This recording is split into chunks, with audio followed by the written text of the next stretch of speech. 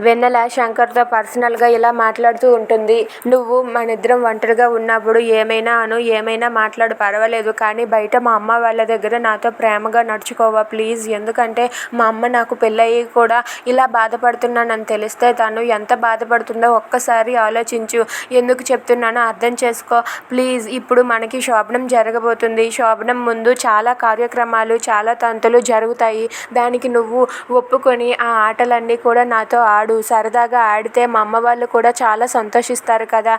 దయచేసి నేను చెప్పేది విను అని చెప్పి అంటూ ఉంటుంది. అది వినగానే అక్కడ ఉన్న శంకర్ అయితే, ఏంటి నువ్వు మీ అమ్మ కలిసి ఏవైనా ప్లాన్ వేశారో ఏటా? మీరు ఎన్ని ప్లాన్లు వేసినా ఏం చేసినా సరే నేను మాత్రం మీకు లొంగను. నేను మా పెద్దమ్మ చెప్పిన మాటే వింటాను అని చెప్పి శంకర్ అంటూ ఉంటాడు. దాంతో అక్కడ ఉన్న వెన్నెల అయితే ఇలా అంటూ ఉంటుంది.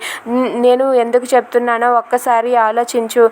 అసలు నిన్ను మార్చడానికి మేము ఇదేమీ చేయటం లేదు. నువ్వు బయట వాళ్ళ దగ్గర హ్యాపీగా ఉంటే చాలు. లోపల నన్ను ఏమన్నా పర్వాలేదు అని చెప్పి అంటూ ఉంటుంది. అది వినగానే శంకర్ అయితే, సరే నువ్వు చెప్పినట్లుగానే చేస్తాను. కానీ నువ్వు మీ అమ్మ కలిసి ఏదైనా ప్లాన్ చేయాలని చూస్తే మాత్రం ఊరుకునే ప్రసక్తే లేదు. నేను ఊరుకోను. మిమ్మల్ని ఎలాగైనా సరే నేను వదిలిపెట్టను. నేను మా పెద్దమ్మ చెప్పిన మాటే వింటాను. మీ మాట అసలు వినను అని చెప్పి శంకర్ అంటూ ఉంటాడు. If you like this video, please subscribe our channel.